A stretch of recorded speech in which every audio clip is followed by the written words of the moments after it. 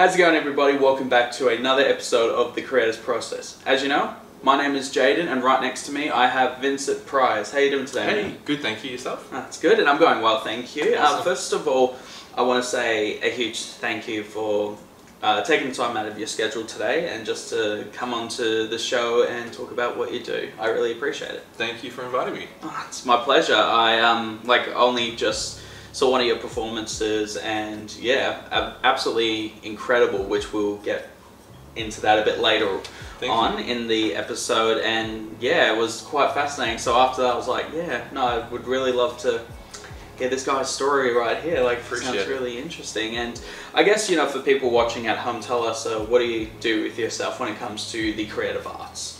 Yeah, so I'm quite varied in my artistic endeavors. So I really like to expand. So like I've written books, I do videos, used to in my younger days was a model, and also for the last 20 years now, or 22 years because it was 1999, have been producing shows and events for the wider public, and then also in the last 4 years have been pursuing burlesque as a art form and an expression alongside my other disciplines, and as Vincent Prize, I take inspiration from the amazing Vincent Price, who is the horror icon of the old Hollywood movies.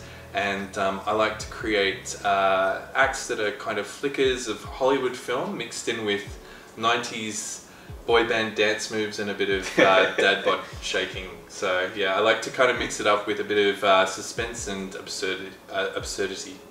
Wow, that's definitely quite a list of things that you do. That's absolutely amazing. You're a multi-tool person. Like, you can do all these sort of things, and I love that. I can definitely see now that you've mentioned that you do take a lot of inspiration from the old school horror and that sort of thing. I definitely can see that in your performance that I saw, and I really do love that different aspect of burlesque that you brought to it. So I thought that was really cool. And like, what was the name of that performance that you did? Like, was it... That one was Have You Seen This Man? Oh, okay. So it was, of course, because you were doing the it was. I had to think for a second because I was calling it Twin Peaks or Black Star because that was the inspiration in the song. And we tend to kind of default to the obvious. We name it. A lot of us burlesque performers will name an act with a really creative title, but what will happen is as we perform it so many times, it will default to either the name of the song or the name of the costume that you're wearing. So so this one is Have You Seen This Man, defaulting to the prop that I handed out, which was posters of Have You Seen This Man? Yeah. I love that, and I do love that you've added that, because I always love seeing performances where you see the performer interact with the audience. I think that gives a lot more to the performance itself, and you know, when they're looking at an audience member too, if you're handing them stuff or like if you're getting them to help you with an item of clothing or something like that, I think that's always really interesting, and it really gives, you know, it brings the audience and makes them not just an audience but someone who's, you know, like I guess involved but not involved, like in an interesting way. Like, it's like, you know, you're interacting with the performer. Absolutely. And I think that's really cool that you added that aspect to it. And like what was the, I guess the because I remember seeing that at one point you were showing the poster to everyone else and Have You Seen This Man and all that. What was the, I guess, the reason of the Have You Seen This Man poster? Like, what was that? So I mean, like, as you mentioned, I mean, like, good performances, or not all good, because like some people don't like audience participation, but I feel that with my performances, I do like to change people from passive observers into active engagers. So by handing it out, it was actually a photo of myself that was like, Have you seen this man? And my style, or my kind of beats that I like to hit in a performance, is very much heralds back to my theatre training that I did in the 90s and early 2000s. And so that is like building suspense and it's kind of setting the tone by getting people on the edge of their seat, handing out a poster that's like, have you seen this man? People are kind of like, okay, well, what's happening?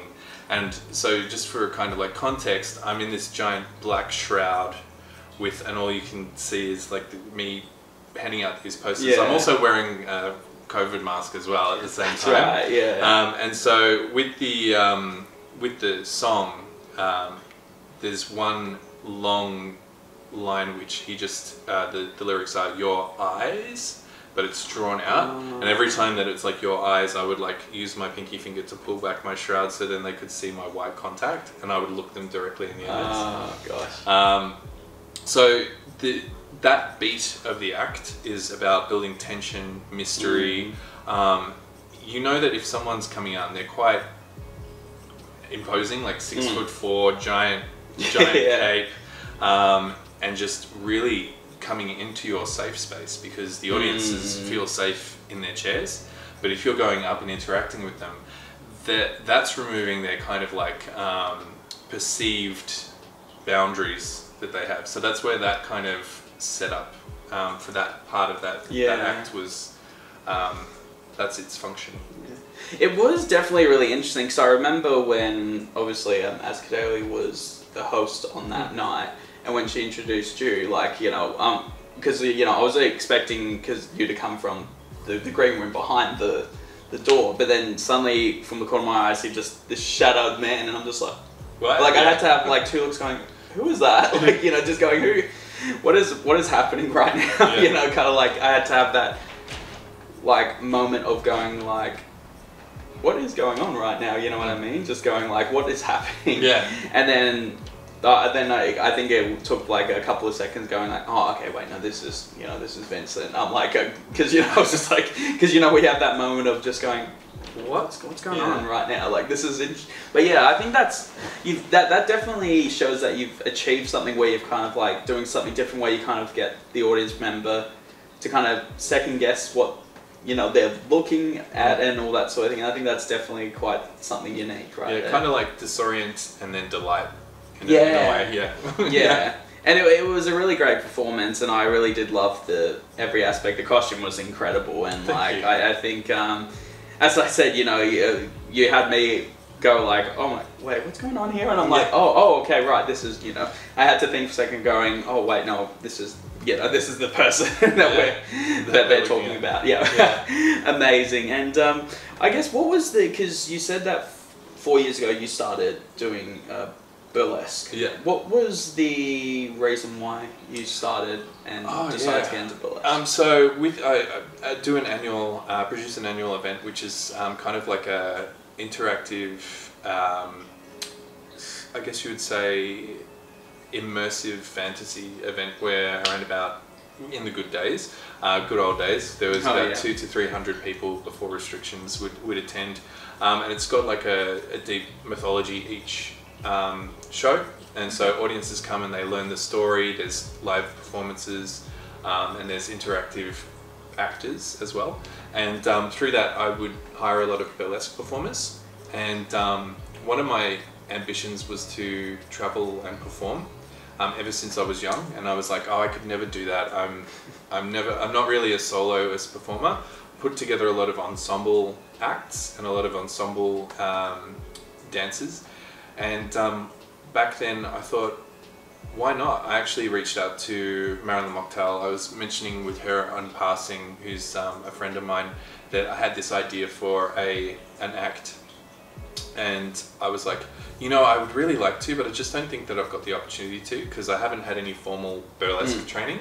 And she's like, well, you've had dance training and you've had theatre training and acting. And I was like, oh yeah, well, the idea is that I do scream, like Ghostface, and I come out and then I dance after like the tension and of like, you know, Ghostface going through the audience with the phone, looking at people and like pointing at them into their face or at their table, and then I get onto the stage, and after like the suspense is built, then I dance to Lady Gaga's Telephone.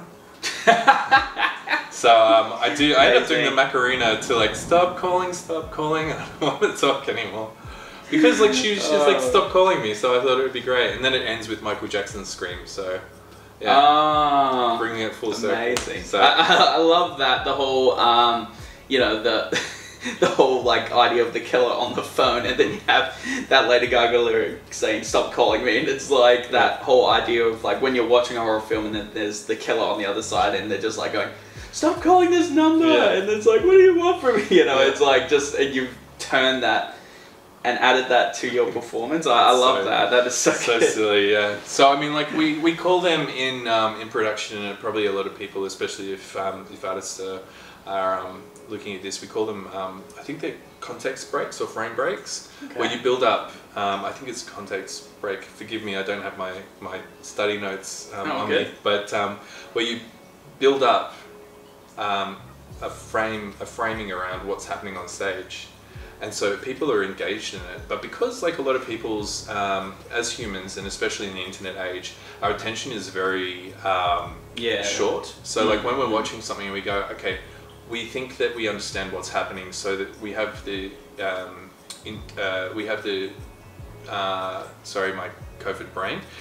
We have the tendency to kind of go, okay, well, I know what's happening, so then I'll become a passive observer, as I mentioned before. So you just go, well, I know what's happening, so I will sit back and I'll enjoy it. Whereas if you're doing the whole horror thing and you're leading up to it, and then the whole context switches because you've then got Ghostface on stage dancing to Lady Gaga. You're like, what? What just happened? And then you give them enough of that, and then you context switch into something else, which is then American Psycho musical, which not a lot of people know. There's a morning routine where he talks about shaving, showering, getting ready, and so during that I start to take off my costume as I'm like showering and pampering myself. And then everyone's like, oh, okay, that's kind of weird. He's talking about like, you know, getting ready for work or whatever it is, and then going, okay, excellent, and then all of a sudden the Michael Jackson scream comes on, and then that's when you start doing the tease strip to while you're doing Michael Jackson dance moves. It's kind of absurd, but you just kind of like wait until give people enough until they think that they're comfortable, and then you just take them on another journey. That's a really, I didn't actually think about that, and that's such a very interesting technique to use. And it's like, even with what you were saying at the start, how the first little bit you would be interacting with the audience with, you know, Ghostface on the phone, just walking around and all that, like you have that interaction, so you've got their attention, and then when they go on stage, it's kind of like, oh, okay, you know, that's it. But then as you switch, it's just like, oh, you know, what's it's Lady like, Gaga doing here? Yeah, exactly. And I love, because you're definitely right, like as, you know, as you said, we've gotten into social media and everyone's attention span, like, is very quick and short. And all that sort of thing, and well, not everyone. I shouldn't generalize, not just everyone, but like, you know, in a social media tendencies, and but yeah, and I love that you've kind of used that technique to always have the audience attention on you throughout the whole show, and I think that's really interesting how you've been able to grasp that through what you do, because you definitely had my attention. You definitely had my attention throughout the whole show as soon as you entered, and then suddenly it just went from one to another. Like, oh, okay, this is definitely changing very quickly. And I like that, and does create a bit more of a kind of, as well as a story. That's it. Yeah. I mean, the acts that I enjoy creating, and not every act needs to do this, but I find that as I mentioned with theatre training, I'm not going to keep on dropping that, promise. With my theatre training and my first productions being like fringe festival shows where you have to write like a play that goes for 40 minutes to an hour, so you've got to make sure that it's broken down to the established like kind of the framing of the story. The middle is where the conflict is and where things change a little bit, and then the end is the resolution. So like with the Tower of Terror act, or with the act, let's stick with the one that you saw. So where I said I was building the tension and setting the scene, we're talking about someone who's missing, right? Yes. And so like that's where I'm kind of handing everything out, and then what happens is that's the start. Then the music changes in the lyrics where it was like something happened on the day he died. His spirit rose a meter and stepped aside. Somebody took his place and bravely cried, "I'm a black star." So during that part is when I unzipped my shoulders and then took the hood off. And then as I'm like doing body rolls, which I can't do sitting down or I'll slip a disc, that's when the robe dropped and then I was in my formal attire.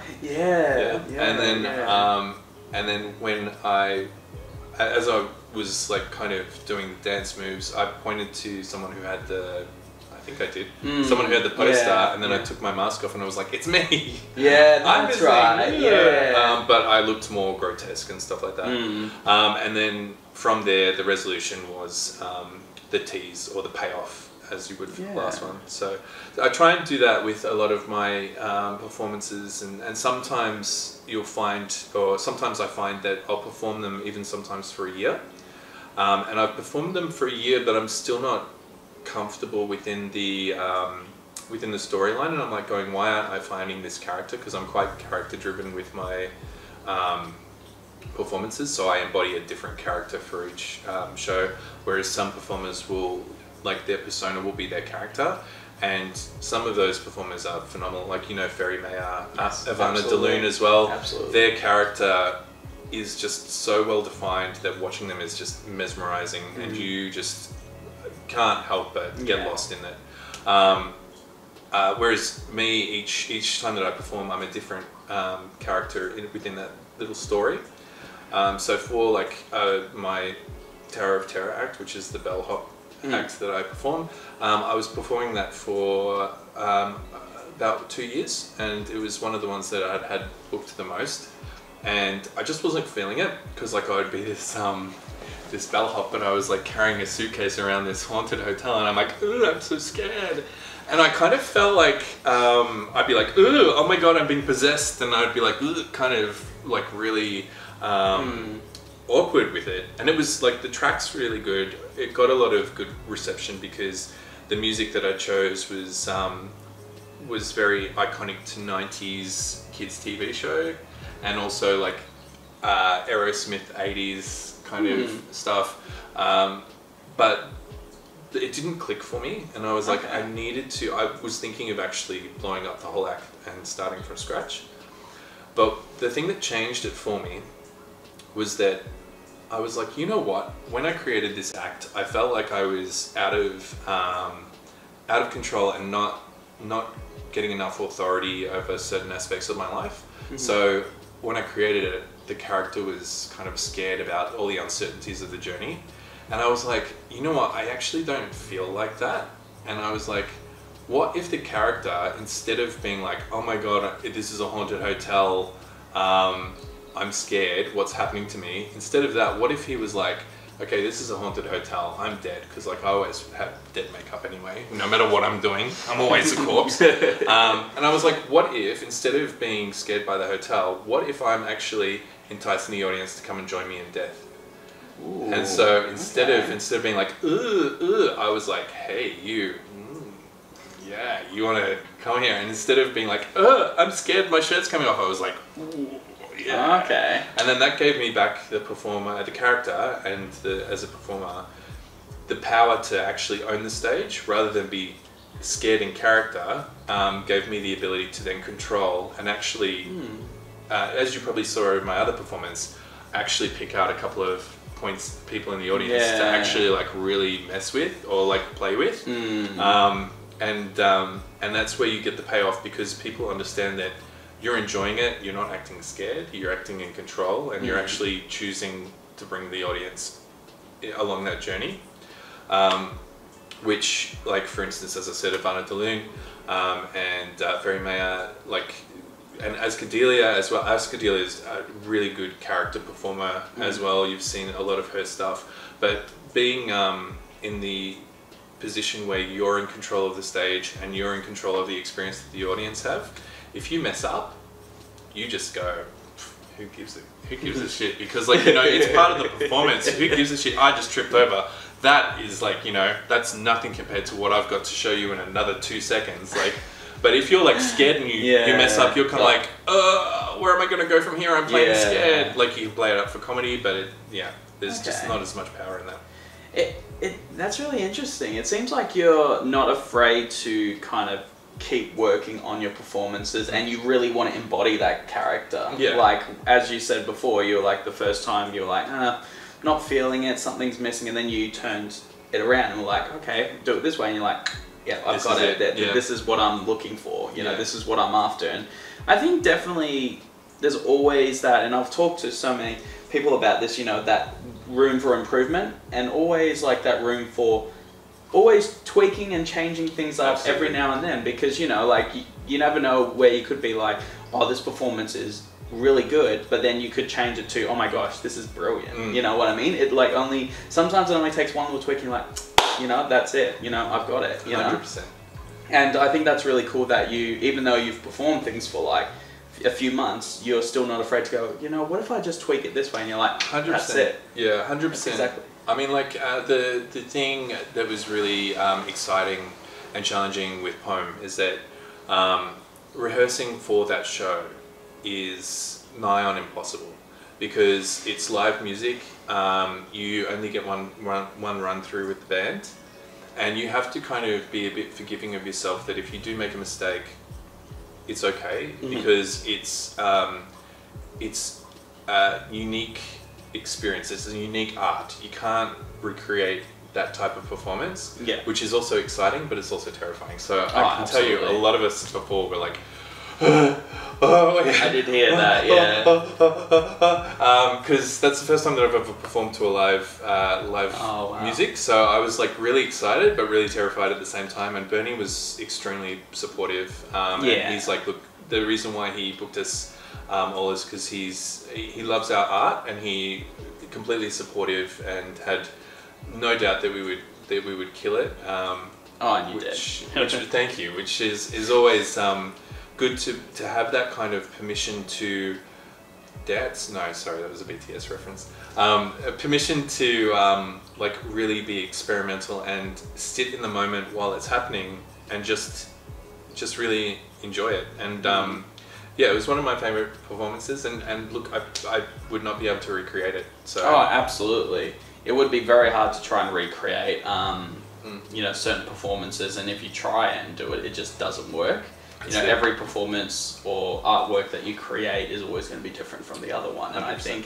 I think it also does help that you were in a supportive environment, you know, like with Bernie, with Poem, like very supportive, and then also around very supportive creators as well, and performers. I think that probably did really help. But yeah, no, everyone was phenomenal on the night, and it was incredible, just amazing. Like I think to the point, and this is, I don't know if any of you are watching this, you probably will agree, but there were points where some of us freaked each other out because we did so well. So I would be watching, and I would be like, oh my god, she did so well. I'm not gonna, like, there's no way that I can follow that. There's no way I can follow that. They're gonna boo me off the stage. Oh, no. But it was really good. And with Azkadelia, I mean, like, her as MC, phenomenal. Oh yeah.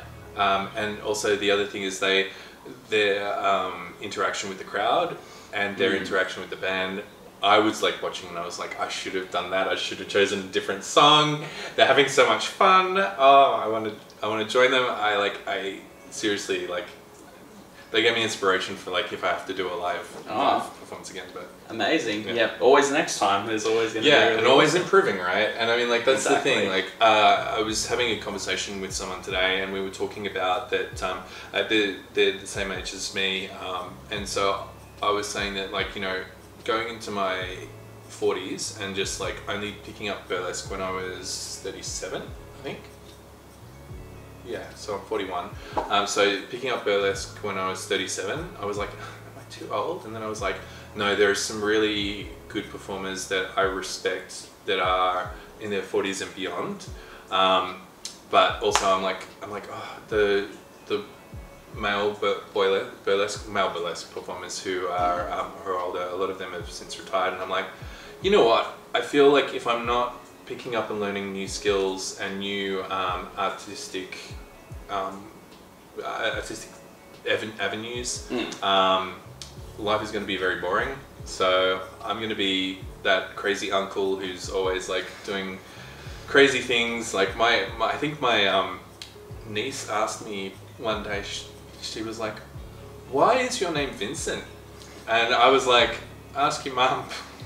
I was like, just out of the blue, I can't remember why. I think it was because like I used the name or something. But I was like, ask your mum on my Instagram.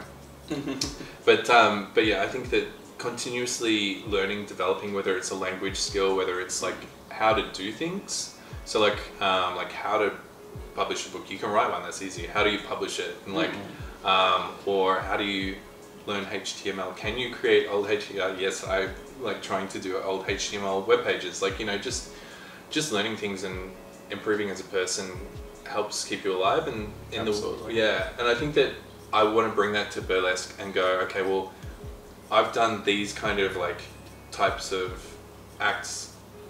What else can I learn? What else can I take it to the next level? How can I do it with minimal props, so then it's going to be easy to perform anywhere, like overseas, or and with the biggest audience engagement. Absolutely. Always room for improvement. Absolutely. Always comes down to that. I think that's amazing, and I love that with your niche. It's like, oh, why not Vincent's like, you know, it's so complicated. But I guess I'll ask as a final question. So what are some of the things you'll be working towards this coming year? Like, what are you thinking is gonna? So I'm going to do another act. So it'll probably be, because like I've got a number of acts that I can't perform because some of the artists are no longer aligned with my values, I guess. Like Jeffree Star is definitely a good position there. So I'm going to be probably retiring those acts, but I definitely, as I mentioned, want to look at doing another good polished act, and one that I'll be able to take overseas again. So amazing. Yeah, I think because prior to 2018-19, I would stay in Vienna once a month out of the year. I was able to perform over there for a number of shows, which was always good.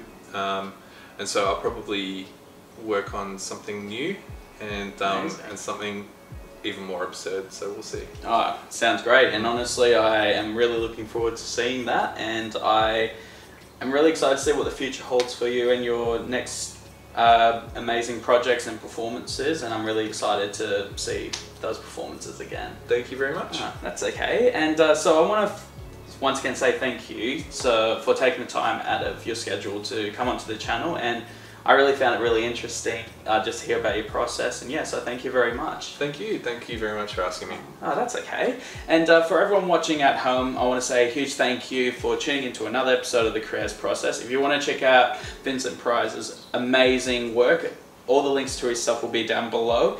Go and see him perform live if he's around your area. As I keep saying every video, let's keep supporting local content creators, performers, artists, you know, buy prints, go and see performances. Let's keep supporting our amazing community that we have, you know. Let's just keep that support coming along. And comment, like, and subscribe, and I will see you in the next episode.